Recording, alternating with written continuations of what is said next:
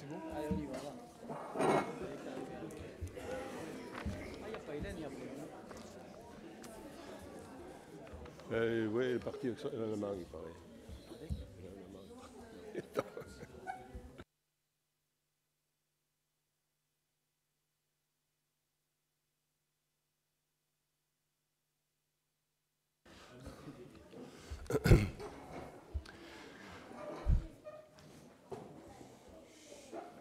Bien, nous allons ouvrir cette séance du Conseil municipal. C'est la 38e séance depuis le début du mandat. Je remercie les conseillers municipaux pour leur présence.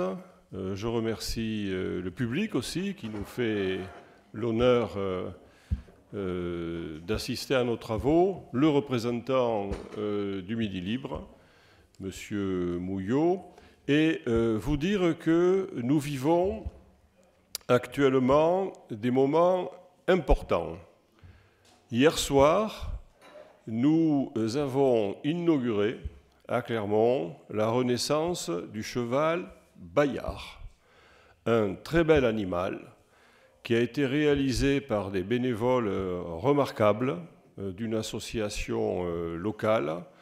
Et donc, c'est l'occasion de rappeler que cet animal totem, le cheval Bayard, qui avait un peu disparu au fil des années, et donc vient de renaître, et il va participer à l'identité de Clermont-Lérault. Et puis, le deuxième moment tout aussi important, et peut-être plus, que nous vivons ce soir, c'est d'accueillir les enfants du conseil municipal des jeunes de Clermont-Lérault.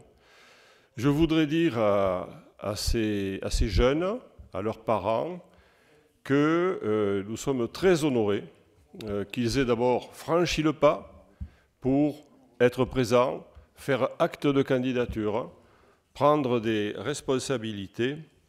Et donc, ce soir, nous les accueillons en rappelant que ce conseil municipal de jeunes a été créé par délibération du 4 octobre 2023, avec comme objectif de favoriser l'implication des jeunes dans la vie de la cité, dans la vie citoyenne. Et ce soir, nous sommes convenus, ils sont tous là, de les accueillir dignement avec la conseillère municipale en charge de la jeunesse, Louise Jabert, et les animateurs du service des sports. Je vois Jérôme Billac. Laurent est là, Pedreno. Bon, mais il y a Jérôme pour les accueillir dignement. Et donc, je cède tout de suite la parole à Louise Jabert, qui est la Benjamine du conseil municipal. Merci, monsieur le maire. Donc, je vais demander aux élus désignés de se lever, s'il vous plaît. Et on va accueillir Lisa, Sacha, Clémence, Youssef, Juliana, Soren, Eva, Lucas, Chana, Cédric et Valentine.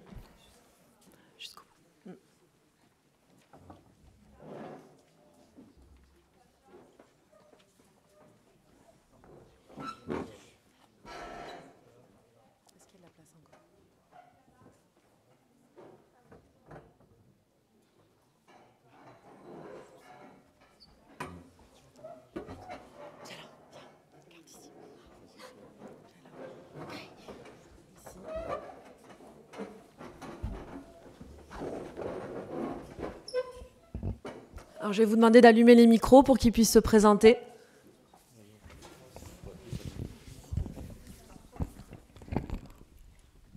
On va commencer par Clémence. Vas-y, Clémence.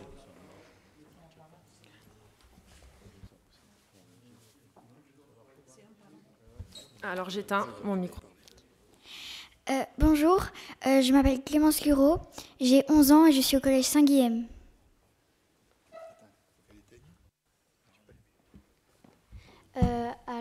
Bonjour, je m'appelle Lisa Guérémy et je suis au collège Saint-Guilhem en 6e.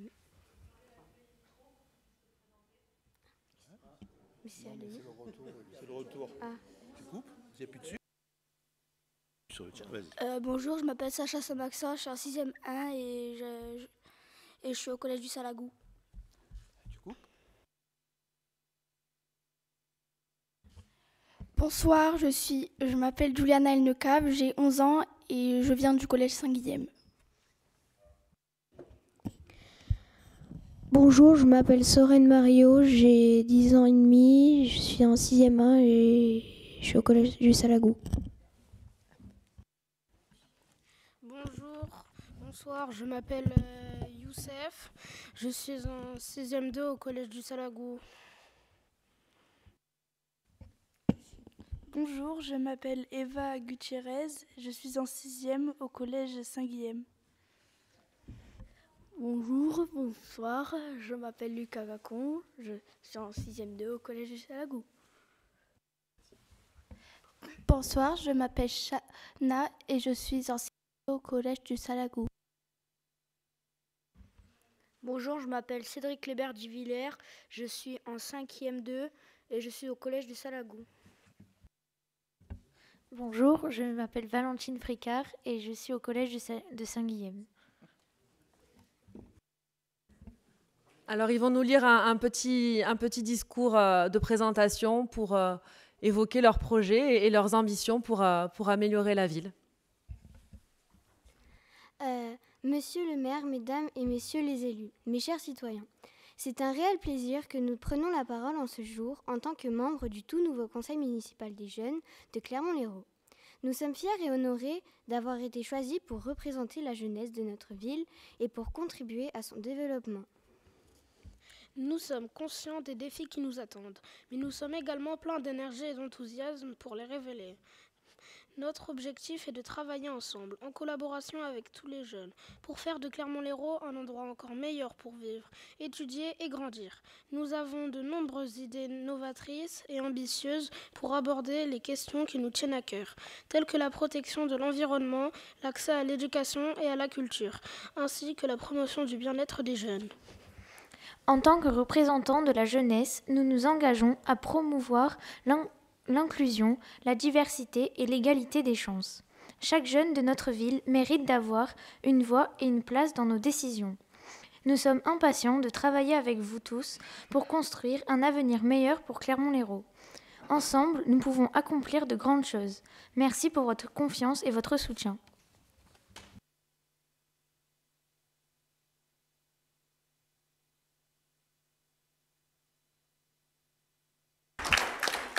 Alors, si chaque élu, s'il vous plaît, peut remettre sa pochette à chacun des jeunes, et vous pouvez regagner vos places.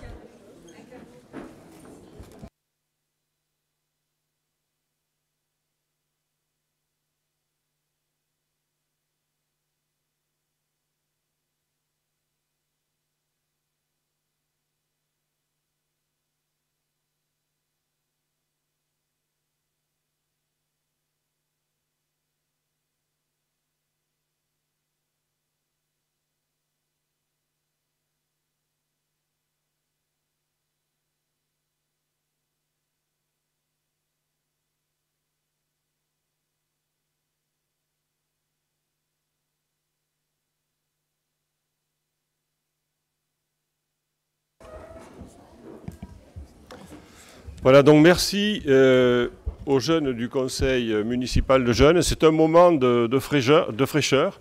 Je ne sais pas vous, mais moi j'étais assez ému. Hein, allez voir là.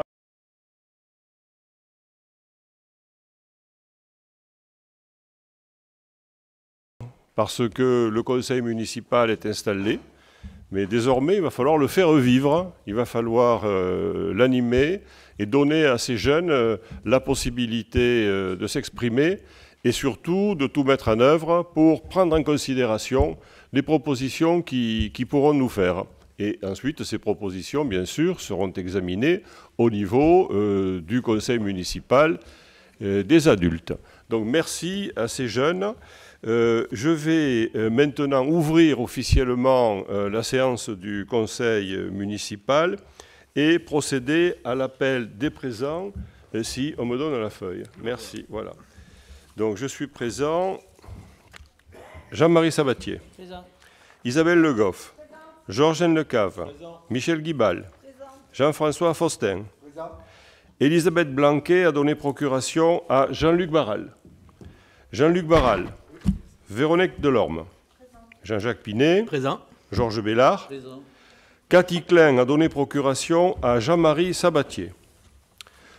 Corinne Gonzalez a donné procuration à Rosemée Crémieux. Présent. Patrick Javouret.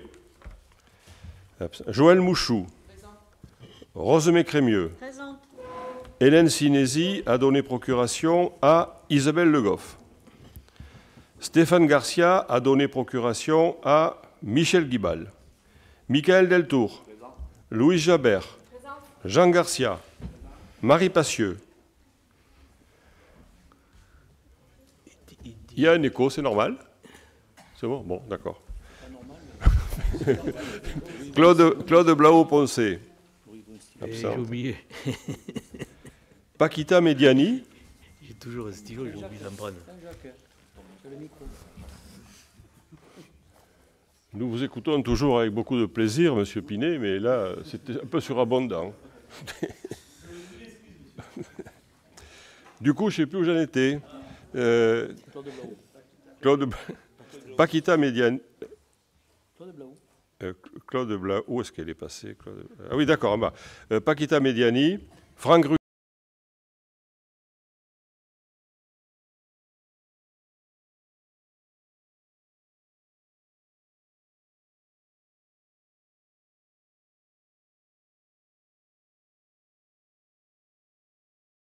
Le quorum est-il atteint, monsieur le directeur général des services? C'est 15 physiquement présents, donc on doit y être. Bon, d'accord. Très bien, mais nous pouvons délibérer. Comme à l'accoutumée, je propose de désigner comme secrétaire de séance Louise Jabert, la Benjamine de l'Assemblée. Est-elle d'accord? Avec plaisir. Bon, elle est d'accord et avec plaisir, c'est bien.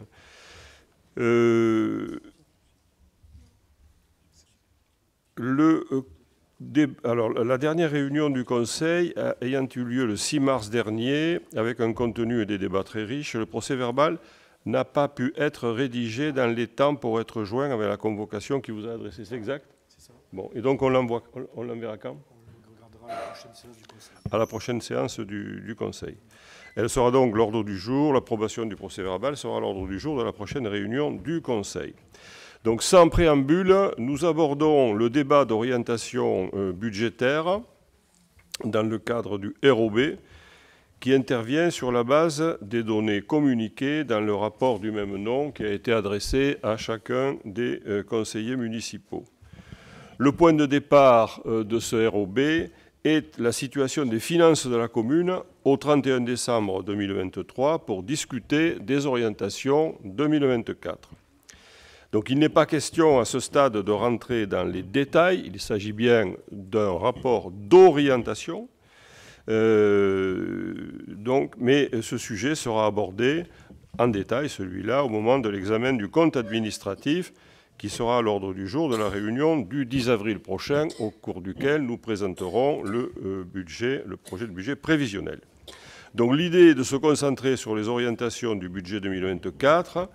Pour rappel, ce point fait l'objet d'un vote en bonne et due forme pour prendre acte de la présentation de ce ROB et de la tenue du débat. Donc le point numéro 1 concerne ce débat. Je donne la parole tout de suite à Madame Michel Guibal, adjointe aux finances. Et qui tousse. Merci, Monsieur le maire. Selon l'article L. 2312-1 du Code général des collectivités territoriales, le maire présente au conseil municipal, dans un délai de 2 mois, précédant l'examen du budget, un rapport sur les orientations budgétaires, les engagements pluriannuels envisagés, ainsi que sur la structure et la gestion de la dette. Ce rapport donne lieu à un débat au conseil municipal dans les conditions fixées par les règlements intérieurs prévus à l'article L. 2121-8. Il est pris acte de ce débat par une délibération spécifique. Il appartient donc au Conseil municipal de débattre des orientations budgétaires de l'exercice 2024 concernant d'une part le budget général et d'autre part le budget annexe de la gendarmerie, sur la base des éléments présentés dans le rapport d'orientation budgétaire 6 juin et de prendre acte par un vote de la tenue de ce débat. Ce dossier a été présenté en commission ressources et moyens, réunie le 13 mars 2024. Bien, je vous remercie, Madame Guibal, adjointe aux finances. Et pour la présentation de ce rapport, je passe la parole à Monsieur Moll, DGS, qui est accompagné en la circonstance de Nathalie Bellouati, en charge du service comptable de la mairie, pour les précisions techniques qui doivent être données. Merci, Monsieur le maire. Alors, je vais essayer de ne pas vous assommer de chiffres, parce qu'il y en a beaucoup dans le document. On va passer rapidement sur le contexte international que vous connaissez et qui amène son lot d'incertitudes. Des éléments par contre de contexte un peu plus local et qui concernent un peu plus Clermont-Lérault. D'abord pour vous dire que nous sommes passés sur une nouvelle nomenclature budgétaire et comptable. On est passé de la M14 à la M57, ce qui a une série de conséquences. Notamment, on n'a plus les comptes de dépenses imprévues que vous connaissiez, qui permettaient d'alimenter le budget en cours d'exercice quand il y avait des besoins qui n'étaient pas prévus au départ. Cette mesure de suppression est compensée par le fait que les crédits à l'intérieur des sections peuvent être virés par décision du maire de manière directe, ce qui facilite finalement, qui donne plus de souplesse à l'intérieur de l'exécution. Donc c'est une mesure qu'on va mettre en place. Vous dire aussi que cette nouvelle nomenclature impose qu'on communique aux membres du conseil municipal les éléments du budget 12 jours avant le vote. Donc voilà, ça rallonge un petit peu la période qui vous est donnée pour regarder ce qu'il y a dans le projet de budget et dans les documents annexes. Donc on y travaille d'ores et déjà et dès demain matin, il y aura une commission d'ailleurs sur le sujet. Pour vous dire aussi un élément de contexte important, c'est qu'on a des charges de personnel qui sont en hausse par une évolution nationale des règles de rémunération, l'augmentation du point d'indice, on l'a vu. On a 5 points d'indice qui ont été rajoutés sur tous les indices, etc. Je ne vais pas vous détailler les mesures, mais en tout cas, on considère que ça représente une hausse mécanique de l'ordre de 300 000 € sur 2024. Donc je vous l'annonce là, on y reviendra dans les orientations parce qu'il nous faut nécessairement les prendre en compte. Un autre élément qui est important, c'est que Clermont-Lérault est entré en politique de la ville. Depuis le 1er janvier 2024, la politique de la ville, la géographie prioritaire a été revue et le quartier centre-ville de Clermont-Lérault a été intégré dans cette géographie prioritaire. Ça signifie qu'il faut que Clermont-Lérault, nous mobilisions un certain nombre de moyens pour mettre en place des actions spécifiques sur ce quartier qui mérite une attention particulière. D'ores et déjà, on sait qu'on a un chef de projet qui a été recruté et qui commence à travailler activement pour que nous puissions signer le contrat de ville dans les meilleurs délais. Et il y aura aussi cette année une enveloppe supplémentaire pour soutenir des actions associatives ou des opérateurs institutionnels pour aller vers les habitants de ces quartiers. On étudiera aussi courant 2024 éventuellement des possibilités d'exonération fiscale, mais ça viendra un peu plus tard. Et un quatrième point important, c'est le ralentissement du marché immobilier. On ne l'a pas trop ressenti encore en 2023 sur Clermont-Lérault, mais il y a fort à parier qu'on soit rattrapé en 2024. Donc on aura des recettes assez prudentes sur le volet des taxes additionnelles sur les droits de mutation, qui sont liées au volume de transactions finalement sur les biens immobiliers qui ont lieu dans la commune. Donc qu'une fois présentés ces éléments, je vais essayer de caractériser un petit peu les tendances lourdes de l'exécution 2023, sans rentrer forcément dans les détails, pour arriver à la situation à la fin de l'année, qui permettra de discuter des orientations par la suite. 2023, donc on a un impact de l'inflation qui est manifeste sur les comptes de la ville, des charges à caractère général, donc tout ce qui sert à faire fonctionner les services au quotidien, qui sont en hausse sensible de 26,8%. Donc, qui s'explique en grande partie par la hausse des coûts de l'énergie. Là, on a été impacté par une hausse très importante de 121%. 713 000 euros de dépenses d'énergie en 2023 contre 322 000 en 2022, donc c'est vraiment un élément très très sensible. Un autre élément important, c'est l'évolution nationale de la rémunération des agents publics. On va le voir en 2024, mais ça a commencé en fait dès 2022, puisque l'augmentation du point d'indice a eu lieu une première fois en juillet 2022, puis en juillet 2023, et on a encore des mesures qui produisent leurs effets en année pleine et qui vont impacter cet exercice. Donc voilà, le chiffre de la masse salariale en 2023 est de 6 102 041 euros. Donc cet effet de l'inflation sur les dépenses de la commune, heureusement, quelque part, il a été compensé en partie par la dynamique des recettes de fonctionnement. On a des recettes de gestion qui sont globalement en hausse de 4,56%.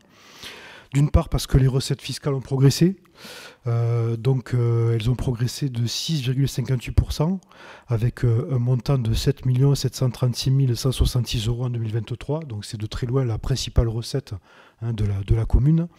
Alors il faut bien préciser que cette hausse, elle tient à l'évolution de la base d'imposition de la valeur locative des biens qui est décidée au plan national par référence à l'indice des prix à la consommation. Alors que les taux qui sont eux votés par le conseil municipal sont restés stables depuis un certain temps déjà et donc ne sont pas à l'origine de l'augmentation. Autre point qui a augmenté, c'est les dotations et les dotations d'État, puisqu'on a une augmentation de 3,14% et un niveau de dotation de 2 900 000 euros en 2023. Ces deux évolutions en parallèle, inflation d'une part sur les dépenses et progression des recettes, permettent de maintenir un niveau d'épargne significatif, puisqu'on se retrouve en 2023 avec un solde d'une épargne de gestion qui est à 1 438 651 euros, donc qui est en deçà de l'épargne qui avait été dégagée en 2022 à 1 893 000, mais qui reste supérieure aux années 2020 et 2021. Donc on reste quand même sur une trajectoire qui est relativement saine et qui permet d'avoir un autofinancement significatif pour le budget communal. En investissement, on a un rythme d'investissement qui est soutenu, donc qui est en concordance avec l'analyse prospective qui avait été présentée en janvier 2021. Donc les dépenses d'équipement cumulées de 2021 à 2023 inclus s'élèvent à 15 419 481 euros. Donc on est à 83% de ce qui avait été visé sur la période en question, ce qui est quand même important. Vous voyez le diagramme là qui suit dans le document. Donc en 2022, on avait 6 514 000 euros de dépenses d'équipement. On se retrouve à 4 909 000 euros en 2023, en incluant les restes à réaliser qui sont financés sur l'exercice. En parallèle, les recettes d'investissement sont comptées à hauteur de 2 877 000 euros concernant les recettes d'équipement. Donc 1 377 000 euros de subventions quand même qui sont captées à l'extérieur et 1 500 000 euros de recettes d'emprunt qui ont été mobilisées dans le cadre de 5 contrats souscrits avec la Banque Postale, donc sur un taux fixe de 4,01% pour une durée de 25 ans. C'est ce qui s'est fait en 2023 du coup. Les recettes réelles d'investissement, on compte aussi l'excédent de fonctionnement capitalisé, donc ce qui avait été finalement mis de côté pour couvrir le déficit 2022, 1 240 000 euros, et le fonds de compensation de la TVA, donc qui vient compenser la TVA payée sur les investissements par la commune dans l'année passée. Une taxe d'aménagement pour 221 000 euros. En ce qui concerne la dette, donc, le budget communal a remboursé en 2023 733 000 euros de capital et versé 244 000 euros d'intérêts. Voilà, le stock de dette s'élève au 1er janvier 2024 à 10 197 580 euros, avec une annuité prévisionnelle de 729 000 euros et une annuité en intérêt de 261 000 euros. Le volume de dette, donc à ce stade, est légèrement moins élevé que dans la prévision de l'analyse prospective qui avait été présentée en 2021. Du coup, on a une clôture de l'exercice 2023 qui montre un résultat excédentaire de fonctionnement de 2 676 109,78 euros, qui comprend l'excédent de fonctionnement reporté de l'année précédente, un solde d'exécution d'investissement excédentaire de 3 084 000 euros, qui doit être compensé des restes à réaliser de l'exercice de 1 235 000 euros. Un élément important hein, qui est à souligner, vous avez ensuite l'analyse des ratios finalement prudentiels de budgétaires. Je ne vais pas vous les détailler un par un, mais les 4 ratios qui servent à déclencher le seuil d'alerte qui fait rentrer une collectivité dans la vigilance des services de l'État, ces 4 seuils sont en dessous des seuils d'alerte pour ce qui concerne Clermont-Lérault. Donc on est plutôt sur un constat assez positif sur la fin de l'exercice 2023. On poursuit sur les orientations 2024 du coup. Oui. Allez-y, oui. Ok. Donc en 2024, l'idée c'est d'abord vous dire que par précaution, hein, les chiffres qui sont donnés dans le rapport ne sont pas nécessairement les chiffres qui seront votés au budget primitif. Hein. On est encore dans une phase d'ajustement et de précision par rapport à ça, mais on est sur des orientations. L'idée c'est d'avoir une hausse contenue des dépenses de fonctionnement. Le niveau attendu en 2023 c'est 13 73 000 euros. On était à 12 892 000 euros en 2024, donc en 2023. La hausse représente 1,4%. Donc on est sur quelque chose qui est relativement stable. Dans ce total, on a un virement de 1 600 000 euros du fonctionnement à l'investissement, donc de l'autofinancement qui est quand même dégagé à une hauteur significative puisqu'il est en hausse de 3,2% par rapport à 2023. Les charges à caractère général sont en recul. On est à 2 969 000 euros. Là, c'est l'effet de coût d'énergie qui revient à un niveau plus raisonnable par rapport à 2023. Donc on a une prévision à 700 000 euros en 2024. On était à 1,5 million en 2023. Donc ça permet de revenir à quelque chose d'un peu plus raisonnable sur ce volet-là. La masse salariale sera en progression, je vous l'ai dit en préambule, on a l'effet là de mécanique de certaines décisions de l'État qui nous amène à une hausse de 360 000 euros en global. Les décisions qui nous échappent représentent à peu près 300 000 euros de hausse mécanique, donc 80% du total. Les 20% restants, donc les 60 000 euros, sont l'effet notamment de l'adhésion à l'URSSAF pour ce qui est la couverture du risque chômage pour les contractuels, la refonte du régime indemnitaire que nous engageons et qui sera effective au 1er juillet 2024, donc avec un effet d'augmentation là-dessus. Le renfort des services de proximité, notamment les sports, la police municipale, la propreté urbaine, sur lequel un effort a été fait. Et puis le recrutement de notre chef de projet de la politique de la ville, qui vient aussi peser dans la balance.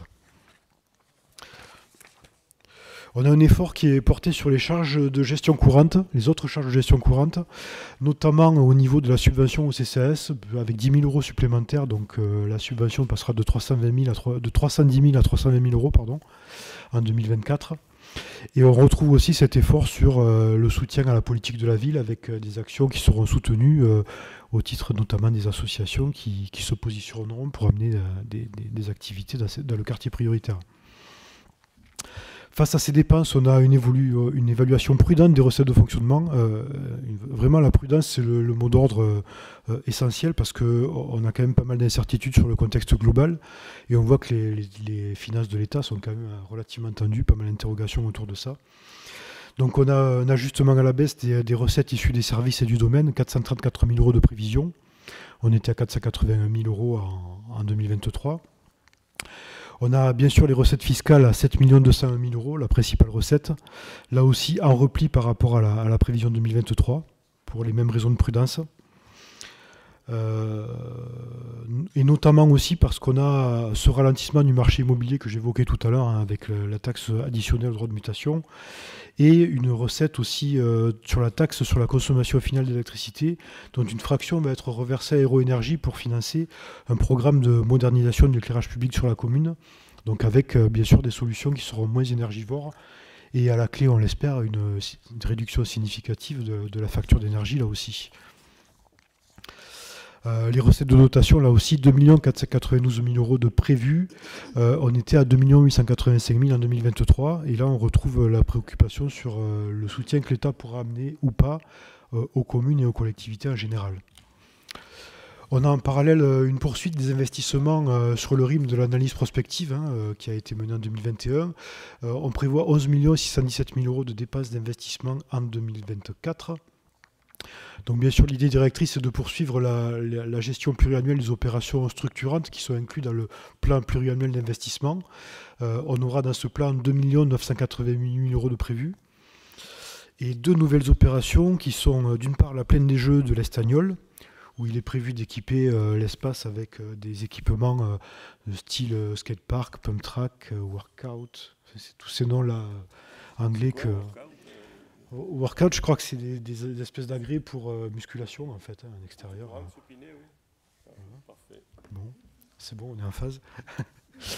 Et aussi pour financer la voie verte, donc sur l'emprise de l'ancienne voie ferrée, où les ponts ont été déposés récemment par la SNCF et sur lequel on veut reconstituer une continuité, finalement, pour permettre que ça devienne un axe structurant de mobilité douce. Au-delà de ces éléments qui sont inclus dans le plan pluriannuel, on a des dépenses d'équipement pour 4 204 000 € sur toute une série d'opérations que je ne vais pas vous détailler, vous l'aviez en principe dans le document. Bon, voilà, et des crédits d'études pour avancer notamment sur la rénovation thermique des bâtiments et des écoles, puisque là il y a une forte incitation et puis c'est vertueux de toute façon d'aller vers une meilleure performance thermique dans ces bâtiments publics. On a un équipement des services qui est important cette année, qui est à 448 000 €, parce qu'il est prévu d'acheter une nouvelle balayeuse pour 245 000 €. Hein, c'est un investissement assez important, mais c'est un élément un peu clé dans la recherche d'une meilleure propreté urbaine, puisque voilà, c'est la machine qui permet d'aller plus vite et de faire les choses correctement. On maintient le programme d'aide aux travaux dans le cadre de l'opération programmée d'amélioration de l'habitat. Donc des travaux par les privés pour améliorer les logements privés, et la participation au financement de la concession de renouvellement urbain qui fait intervenir donc Territoire 34 et pour laquelle la commune va contribuer à autour de 400 000 € comme chaque année. Au niveau des recettes, nous trouvons bien sûr de l'autofinancement. Donc on en a parlé tout à l'heure, on a un virement de 1 600 000 € qui va être dégagé au niveau du fonctionnement. Et 635 000 € qui sont issus des amortissements. C'est la règle comptable qui veut qu'on prépare le renouvellement des équipements de manière réglementée. Donc on est tenu de constituer ces amortissements. À ces éléments, on peut ajouter le versement du fonds de compensation de la TVA, donc pour 521 000 €. Là aussi, on a un effet de ce qui a été investi l'année précédente qui permet de récupérer une partie de la TVA investie. Au niveau des subventions d'investissement, on a un global qui est estimé à 1 869 546 €. Donc là, on est sur des subventions notifiées. Hein. On n'est pas sur quelque chose qui est évalué. C'est des choses qui sont acquises auprès des différents partenaires, l'État, la région, le département, la communauté de communes notamment. Au-delà de ça, on a les participations aux taxes d'urbanisme, donc recettes de taxes d'aménagement pour 200 000 € et participation dans le cadre des constructions en périmètre de PAE ou en périmètre de ZAC pour 1 019 000 €. Et l'emprunt qui vient compléter ce tableau avec 2 600 000 €, donc qui vient rattraper un petit peu le retard pris par rapport à l'analyse prospective 2021. Voilà, donc on reste dans cette trajectoire de financement qui est assumée et qui permet de rester dans des ratios prudentiels tout à fait corrects. Toutefois, le niveau de l'emprunt effectif dépendra du rythme de réalisation des opérations. S'il s'avère, on regardera ça à la fin dans le dernier trimestre 2024, s'il s'avère que l'emprunt doit être mobilisé à un niveau inférieur, eh bien, il y aura un ajustement qui se fera par rapport à ça. Si l'emprunt devait être levé en totalité, le stock de dette à fin 2024 serait de 11 997 580 €. Donc, bref, retour sur les critères d'équilibre budgétaire. Donc, bien sûr, l'équilibre sera assuré tant au niveau du fonctionnement, au niveau de 13 73 484 € qu'au niveau de l'investissement avec un montant de 11 617 826 €. Alors, chiffre au niveau du rapport, hein, au niveau du budget primitif, il se peut qu'il y ait quelques ajustements par rapport à ça. Voilà. Je ne reviens pas sur la sincérité des comptes qui est une exigence et c'est pour ça qu'on est prudent sur les recettes notamment et qu'on inscrit en principe que les subventions qui ont été notifiées. On a un ratio, enfin un élément de prudence aussi qui nous impose d'autofinancer le remboursement du capital de la dette par des ressources propres. Donc il y a un décompte qui permet de s'assurer qu'en 2024, on aura 2 956 000 € de ressources propres qui couvriront très largement le remboursement capital qui est évalué à 800 000 €. Donc on est assez loin là-dessus. Pour finir, sur le budget annexe de la gendarmerie, vous connaissez le principe, c'est que le budget rembourse l'emprunt au moyen des loyers qui sont perçus sur l'État qui loge ses gendarmes et la caserne qui va avec. Donc on a un résultat de fonctionnement excédentaire en 2023 de 195 000 €, alors qu'on a un investissement qui présente un déficit de 97 000 € qu'on va couvrir par affectation du résultat de fonctionnement. En 2024, on aura un équilibre sur la section de fonctionnement à 345 000 €, avec des dépenses de charges financières donc, qui sont liées au remboursement des intérêts de l'emprunt, des charges à caractère général qui permettent de faire les travaux de maintenance et de payer la taxe foncière, et un virement de 80 000 € à l'investissement. Donc, et en recette, on trouvera 248 000 € de loyer et 97 000 € d'excédents reportés de 2023 qui vont intégrer l'équilibre. En section d'investissement, 177 000 €, donc 80 000 € de remboursement du capital de dette et le report du déficit qu'on a constaté en 2023. Et en recette, donc 97 000 € d'investissement capitalisé et 80 000 € de virements qui permettent d'équilibrer. Le stock de dette pour le budget annexe de la gendarmerie est de 4 973 000 € au 1er janvier 2024, avec 2 emprunts qui ont été souscrits auprès de la Banque des Territoires et qui sont classés à un niveau de risque le minimum, du coup très très bas. Le remboursement capital sera de 80 000 € et ça veut dire que le stock de dette à l'issue de l'année 2024 sera réduit d'autant.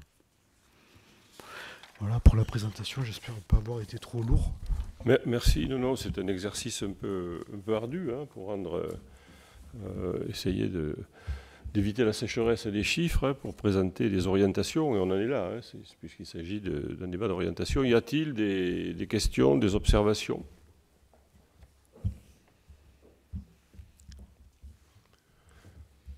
Bien, écoutez, pardon ? Oui, mais vous avez été clair. Bon, je suppose. Moi, j'ai tout compris. Monsieur Pinet aussi ? Ah bon, parfait.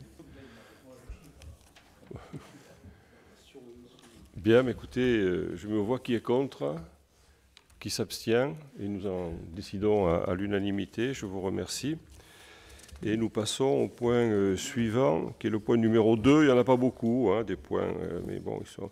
et je passe la parole à Monsieur Faustin, adjoint à l'économie au RH. Bonsoir tout le monde. Donc, ressources humaines, régime indemnitaire, modification des conditions d'attribution, attribution de l'indemnité de fonction, de suggestion et d'expertise aux agents en détachement dans le cadre de leur mission de chef de projet. La commune a recours au détachement pour recruter des agents titulaires de la fonction publique, notamment sous la forme de contrat de projet. Le fonctionnaire recruté sur ce contrat par détachement continue d'avancer dans sa carrière au sein de sa collectivité d'origine, avancement d'échelon et éventuellement avancement de grade ou de promotion interne. Le détachement d'un agent titulaire intervient nécessairement entre le corps et cadre d'emploi appartenant à la même catégorie et de niveau comparable, l'agent ainsi recruté étant rémunéré sur la même base indiciaire que dans sa collectivité d'origine. Le complément de rémunération justifié par le niveau d'expertise et le caractère non permanent de l'emploi occupé intervient dès lors par le biais du régime indemnitaire tenant compte des fonctions, des suggestions, de l'expertise et de l'engagement professionnel, dénommé RIFSEP, notamment sa partie fixe dénommée indemnité de fonction, de suggestion et d'expertise, l'IFCE. Il est donc proposé de compléter la délibération du 15 décembre 2016 pour permettre d'octroyer l'IFCE aux agents fonctionnaires détachés dans le cadre de leur mission spécifique de chef de projet et recrutés sur des contrats de projet. Il est donc proposé au conseil municipal de compléter l'article 4 afin de permettre l'attribution du RIFSEP aux agents contractuels recrutés sur contrat de projet et se trouvant en situation de fonctionnaire détaché, selon les termes présentés ci-dessus. De dire que les autres dispositions de gestion du RIFSEP restent inchangées, d'autoriser Monsieur le maire à engager toute démarche et à signer tout document ou acte se rapportant à l'objet de la délibération. Ce dossier ayant été présenté en commission ressources et moyens, réunie le 13 mars 2024. Bien, merci Monsieur l'adjoint aux ressources humaines. Heureusement d'ailleurs que les enfants, les jeunes du conseil municipal, les jeunes ne sont plus là parce que entre le ROB et le RIFSEP, il faudra leur donner une image un peu plus dynamique, aérée des travaux du conseil municipal. Bien. Y a-t-il des questions, des observations? Bien. S'il n'y en a pas, je mets aux voix. Qui est contre? Qui s'abstient? Merci, nous en convenons. Et nous passons au point numéro 3, rapporté par M. Georges Bellard, conseiller municipal aux travaux. Merci Monsieur le maire, bonsoir. Signature d'une convention de participation financière au traité de concession pour le renouvellement urbain du centre-ville de Clermont-Lérault. Un traité de concession avec la société publique locale Territoire 34 a été signé en novembre 2022 pour l'opération de renouvellement urbain du centre-ville de Clermont-Lérault. Cette opération de renouvellement urbain est, de par sa nature, éligible à des financements publics. Le département de l'Hérault, partenaire essentiel sur notre territoire, souhaite accompagner financièrement la commune dans la mise en œuvre de son projet. La participation financière du département de l'Hérault concerne l'année 2024 et les actions suivantes. Études et actions menées en vue de la mise en place d'un programme de lutte contre l'habitat insalubre et dangereux sur 32 immeubles des îlots Fontaine de la Ville et Saint-Paul. Il est prévu que le département de l'Hérault verse directement la participation financière à la SPL Territoire 34 au titre du financement des actions à mener en application de la concession d'aménagement. Cette participation s'élevant à 100 000 € pour l'année 2024. Il est donc proposé au conseil municipal de demander au département de l'Hérault une participation financière dans le cadre du traité de concession signé entre la commune et la SPL Territoire 34 pour l'opération de renouvellement urbain du centre-ville de Clermont-Lérault. D'autoriser Monsieur le maire à signer une convention tripartite qui a pour objet de définir les modalités de versement à la SPL Territoire 34 de la participation du département de l'Hérault à l'opération de renouvellement urbain du centre-ville de Clermont-Lérault, en application des articles L 300-5-3 du Code de l'urbanisme et L 1523-2 du Code général des collectivités territoriales. D'autoriser Monsieur le maire à engager toute démarche et à signer tout document ou acte se rapportant à l'objet de la délibération. Ce dossier a été présenté en commission ressources et moyens réunie le 13 mars 2024. Merci, monsieur. Y a-t-il des questions? Bien, s'il n'y a pas de questions, je mets aux voix. Qui est contre? Qui s'abstient? Merci, nous en décidons à l'unanimité. Nous remercions à la fois pour le travail vraiment en profondeur qui est réalisé par Territoire 34, qui est une société d'aménagement du département de l'Hérault, qui est l'émanation du département de l'Hérault. Territoire 34 étant présidé par le maire de Gignac, M. Soto. Et puis nous remercions également le département de l'Hérault. Et nous passons au point 4, rapporté par Michael Deltour, conseiller municipal, en charge de beaucoup de choses, et notamment du suivi du comité des fêtes de Clermont-Lérault, qui s'appelle Clermont Festivités. Bon, mais là, c'est autre chose. Merci, monsieur. Festivité clermontaise. Voilà, merci. Bonsoir. Définition de zone d'accélération des énergies renouvelables. Vu le projet de la cartographie pour l'implantation d'installations terrestres de production d'énergie renouvelable et leurs ouvrages connexes, dont un exemplaire a pu être consulté par les conseillers avant la séance du conseil municipal.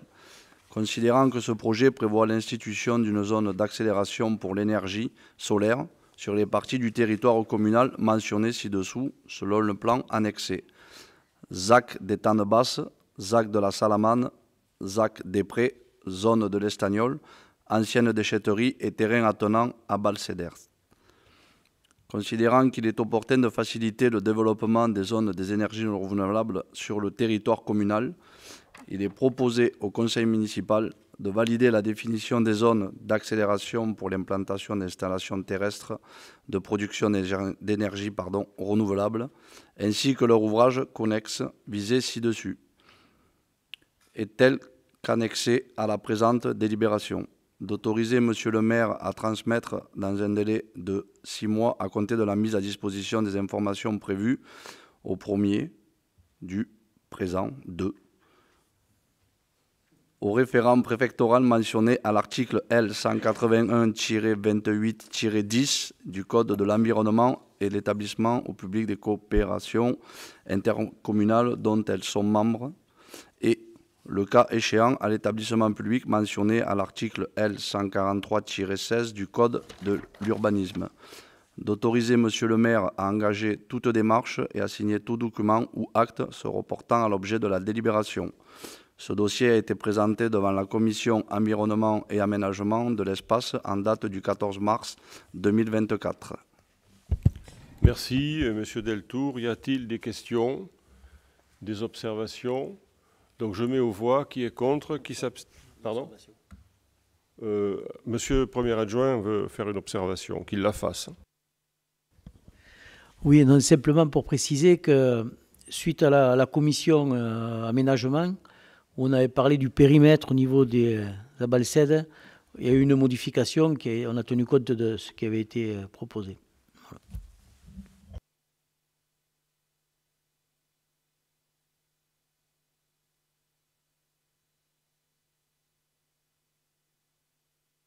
Merci. Nous en décidons et nous passons à l'avant-dernier point qui concerne une motion de soutien qui nous est proposée de signer au maire de Montarnod, et c'est Madame Véronique Delorme, adjointe à la culture et à la communication, qui présente.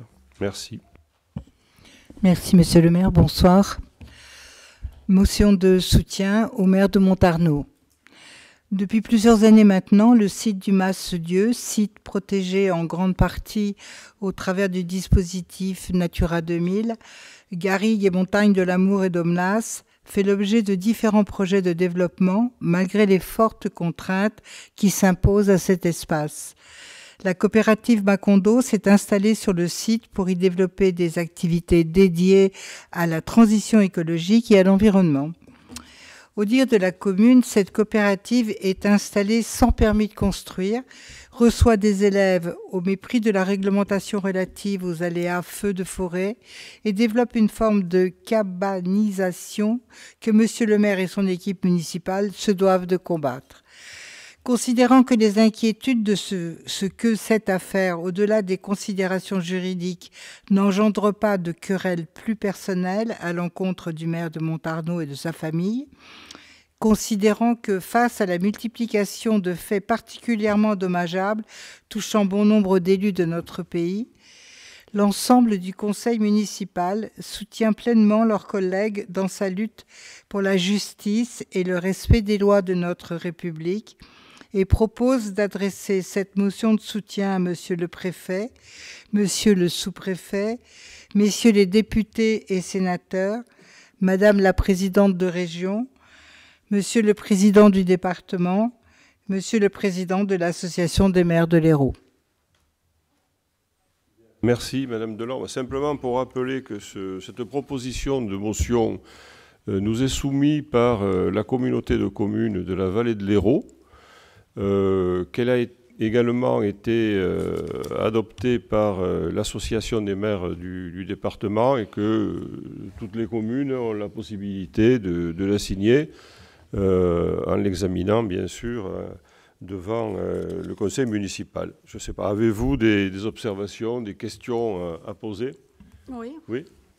Il faut quand même aussi prendre en compte que la coopérative Macondo, en fait, c'est 5 coopératives, 4 associations qui sont installées sur le site depuis 6 ans, qui ont une trentaine d'employés, qui ont des subventions régionales, nationales, européennes, qui viennent d'avoir une subvention de 250 000 € de la part de la Banque de la cohésion des territoires.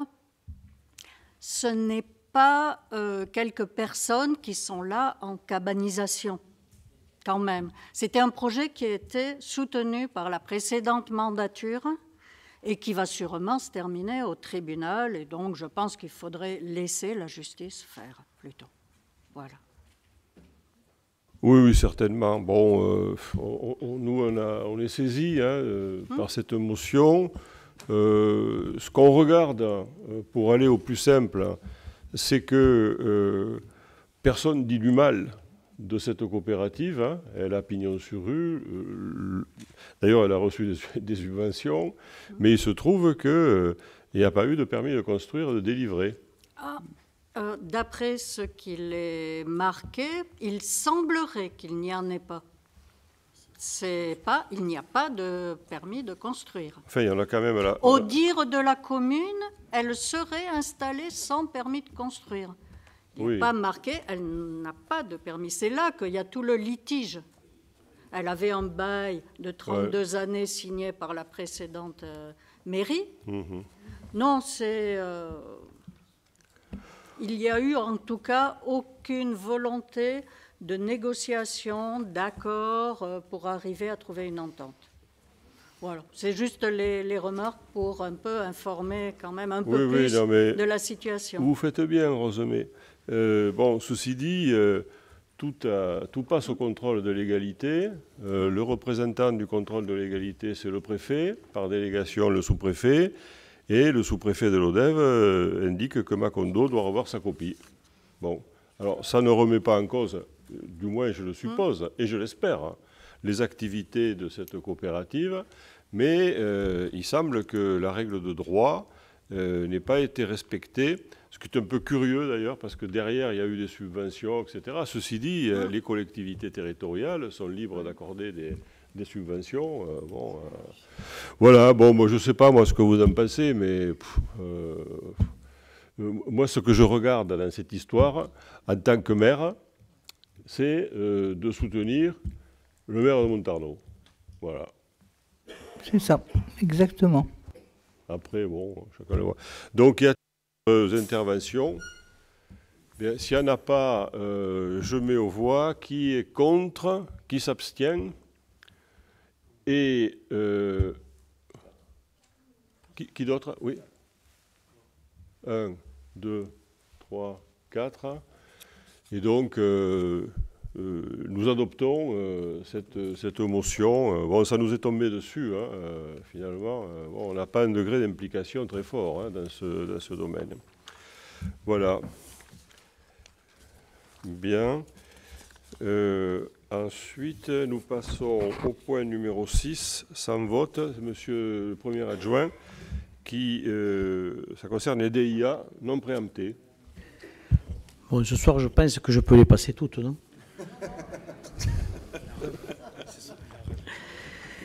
Donc, depuis le dernier conseil municipal, je ne vais pas les passer toutes, mais simplement vous dire qu'il y a eu 24 transactions.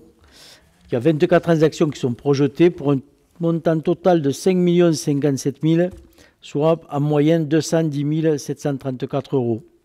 Voilà. Donc ça continue, ça se maintient quand même, pour l'instant.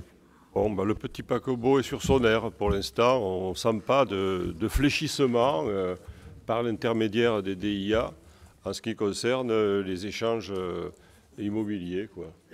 Bon, voilà, écoutez... merci bien, merci au public et donc à la prochaine réunion du Conseil le 10 avril. Merci beaucoup.